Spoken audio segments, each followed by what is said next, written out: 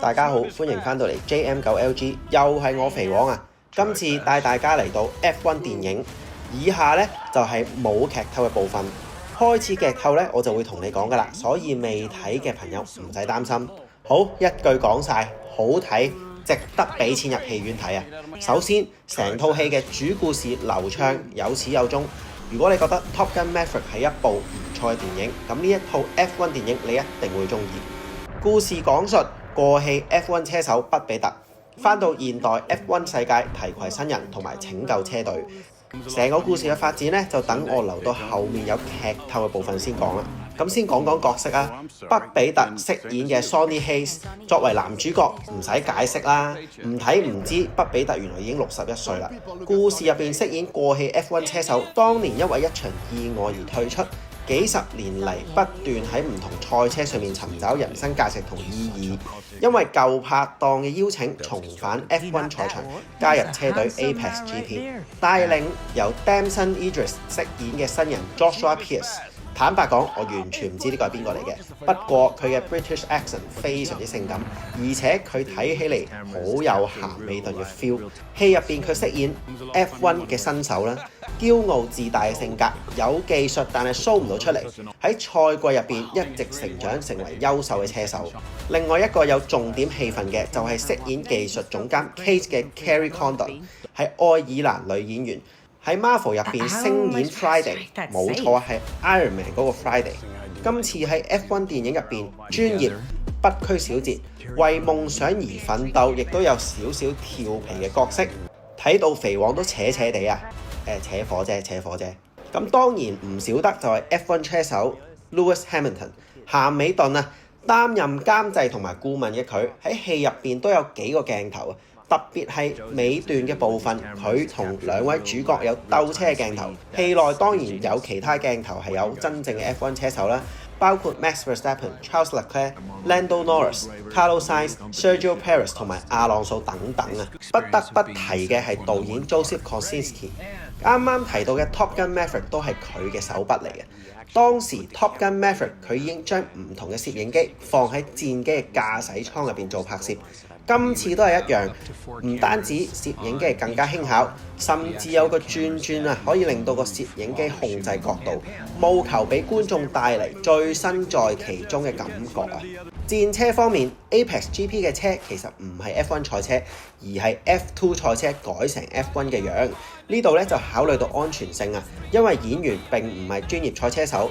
用呢個 F2 賽車能夠俾演員真係落場揸車，確保畫面嘅真實性，亦都盡量避免使用 green screen。場景方面，呢套戲係使用咗真實嘅賽車場，有英國嘅 Silverstone 啦、意大利 Monza 啦、拉斯維加斯啦、日本06、墨西哥、比利時嘅 Spa、匈牙利嘅 Hungaroring 啦，同埋阿布扎比尾站。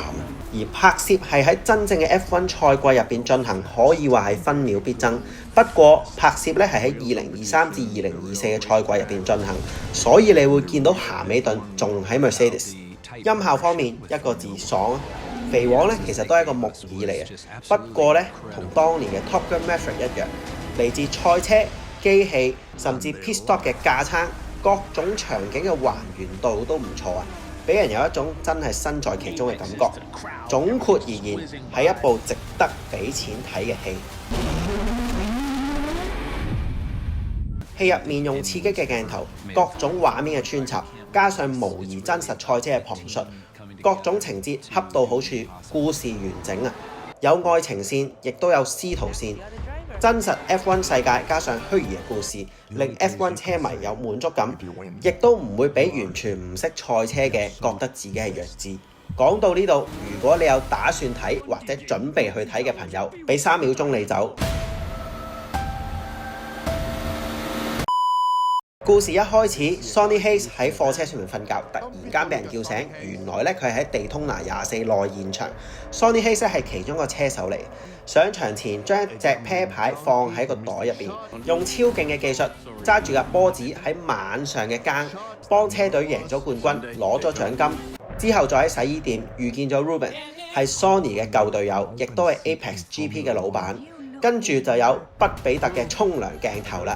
Ruben 嚟揾 Sonny， 其實係希望佢加入佢嘅 F1 車隊幫手挽救呢隊車。鏡頭一轉 ，Sonny 嚟到 Apex GP 嘅測試日，第一次遇到新手 Joshua， 第一次見面就互相嘴炮啊。Joshua 唔中意 Sonny 恃老賣老，亦都驚俾佢動搖到車手嘅席位。Apex GP 係一隊包尾嘅 F1 車隊，成個賽季一分都冇攞過。車隊董事會就想將個車隊賣走，順手趕走 Ruben， 所以 Ruben 就請咗 Sonny 嚟，希望佢可以拯救車隊。今日係 Apex GP 新設計嘅測試日 ，Sonny 係第9個嚟應徵嘅車手啦。喺測試日 ，Sonny 就將 Apex GP 嘅戰車撞爛，不過佢嘅成績就通過咗測試，亦都指出咗戰車有幾個問題，順利咁加入到車隊啦。第一場比賽就係喺英國嘅 Silverstone。唔熟悉戰車亦都冇實力，一開始就已經落後咗啦。不過 Sonny 大膽嘅作風好快就有突破，完全唔聽車隊指揮，唔肯跟策略換硬胎，亦都唔聽指示讓位俾隊友。下場就係兩車相撞，一齊退出比賽。比賽後 Ruben 同 Kate 先後都同 Sonny 對話，請佢好好咁揸車，亦都請佢遵從車隊嘅指示。反而 Sonny 就向 Kate 提出咗一個方案，希望能夠改變車身嘅部件，令到戰車更加適合去埋身肉搏。不過咧，佢就俾 Kate 反駁咗，就叫佢完成到比賽先再講啦。第二場比賽嚟到匈牙利，見到 Sonny 開始遊走灰色地帶，故意擦撞其他車，令到個賽道有碎片同埋沙石，逼咗安全車出嚟。之後又以落後一圈嚟阻礙排名比較前嘅戰車，各種操作其實喺度暗中幫助緊 Joshua。咁樣已經令到 Joshua 喺呢場比賽入邊第10名衝線，進入咗得分區。而 Sonny 亦都如願以償得到 Case 嘅跑車升級。第3場係比利時嘅比賽 ，Sonny 亦都重施故技，一直協助 Joshua， 令到佢提升到第2位。當時咧就在下大暴雨啊 ，Sonny 就指示 Joshua 繼續使用士力胎，並且指示佢跟喺用半雨胎嘅自己後面，睇準時機就叫 Joshua 爬頭啦。不過心急嘅 Joshua 自把自為提早咗爬頭，結果令到戰車失控衝出賽道着火啊，令到 Joshua 嘅手燒傷咗啦，需要唞幾場。之後嘅幾場比賽 ，Sonny 一直穩步上揚啦，亦都打好同車隊嘅關係。其中佢發起一齊跑步嘅環節，同車隊技師一齊喺賽道上面跑步啊。Sonny 甚至喺幾場比賽入邊設計策略，命名為 Plan C， 就代表唔按常理出牌啊。呢個操作亦都令車隊一路向好嘅方向發展啊。Joshua 休養完翻嚟，第一場復出就報仇 Sonny。特登撞落 Sonny 度，令到大家一齊退出比賽。呢個操作令到 Sonny 非常之嬲啊，指責佢不負責任，亦都令車隊失去咗機會。之後咧就嚟到 Vegas 比賽前 ，Kate 就為咗令兩位車手打好關係，決定用 Poker 嚟決定邊一個係首席車手。原來 Sonny 故意讓步，睇嚟輸咗，實際上係以退為進，抱得美人歸。夜晚咧就啦，一切看似向住好嘅方向發展，不出意外就要嚟一個大反轉。半夜 Ruben 嚟到 Kate 嘅房間揾 Sonny， 雖然 Kate 極力否認佢唔係一個隨便嘅人，不過亦都逃唔出 Ruben 嘅法眼。重點係原來半夜3更嚟揾佢哋係收到檢舉，有人將內部文件設計圖交咗俾主辦方，投訴 Apex GP 擅自修改底盤。咁主辦方就嚟到要求車隊改翻升級前嘅設計啦。禍不單行 ，Sonny 喺上場之後先發現唔記得咗喺個袋入邊放一隻車牌，結果 Sonny 火遮眼，喺比賽內發生嚴重車禍。好彩嘅係有主角光環保護，冇乜大礙。不過 Ruben 都發現咗當年 Sonny 喺 F1 嘅意外，包括脊柱骨折、神經受損。再次受傷，隨時令到 Sonny 失明甚至死亡。咁 Ruben 就即刻將 Sonny 趕走。咁當然啦 ，Brad Pitt 作為主角，邊有咁易走啊？呢個時候，唯一支持車隊嘅董事出現㗎啦，指出自己就係偽造違規戰車設計圖嗰個人。目的就係要將車隊賣出，並且要趕走 Ruben。嚟到劇情高潮嘅部分，進入賽季最後嘅比賽阿布扎比站，啱啱出現嘅 Sonny 狀態不佳，因為之前嘅意外，佢嘅視力開始出現問題。咁另一邊廂 Joshua 嘅狀態唔錯喎，賽事入邊一度咧就上到第1位，同 Sonny 嘅配合，包括進入 pit 嘅時機、用胎嘅策略，兩個人之間嘅默契同配合。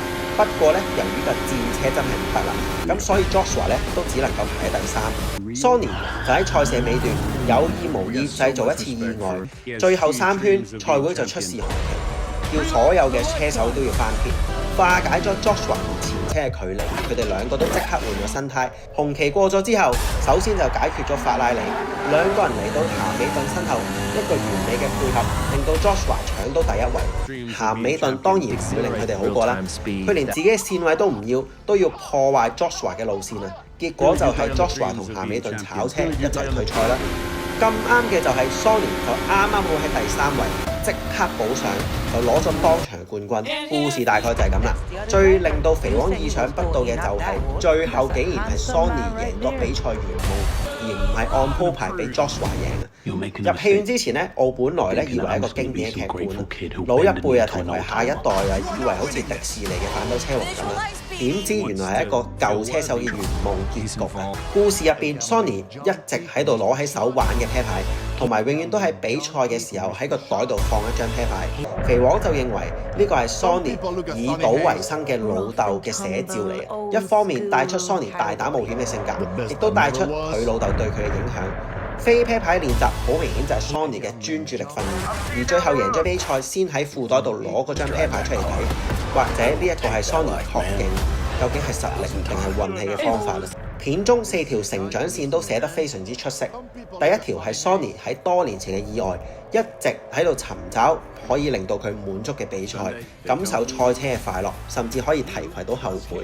第二條就係新仔車手 Joshua 由狂妄自大變成成熟穩重，能夠適當 feedback 到戰車不足，制定策略，帶領車隊操作，以實力攞咗首席車手嘅位。第三就係技術總監 Case， 前老闆、前老公甚至老師嘅唔信任，唔相信佢嗰個空力套件設計嘅信念，甚至嚟到 Apex GP， 佢嘅設計冇帶嚟成績，懷疑自己，直到遇上 Sonny 呢個伯樂，將佢嘅設計發揮得淋漓盡致，攞咗成績，甚至攞埋冠軍，證明自己嘅努力冇付諸流水，亦都順便抱得美男歸啊！最後係車隊老闆 Ruben， 由一開始嘅無助，接2連3輸嘅比賽，賽季中途甚至出現要拋售車隊嘅危機，直到 Sonny 嘅出現，令到佢見到一線嘅希望。中段嘅反轉顯出佢嘅情意，想要好好保護好友 Sonny， 同埋之後嘅妥協，亦都帶嚟咗成功，由0分行到去分站冠軍。當然，除咗成長線，亦都寫咗必要嘅愛情線啦。Sonny 同埋 Joshua 嘅師徒線亦都寫得恰到好處。整體而言，呢套戲我認為就係一套陸地版嘅 Top Gun Maverick， 唔同嘅係鏡頭更加震撼，更加有代入感，情感方面嘅描述亦都更加細膩啊！如果10分係滿分，我俾8.5分。今集帶大家又嚟到呢度啦，鍾意我哋嘅片記得 Like、Share 同埋 Subscribe， 撳埋個鐘仔，咁有新片推出就會自動通知你。我哋係 JM9LG， 一個電單車嘅 channel， 下次見，拜拜。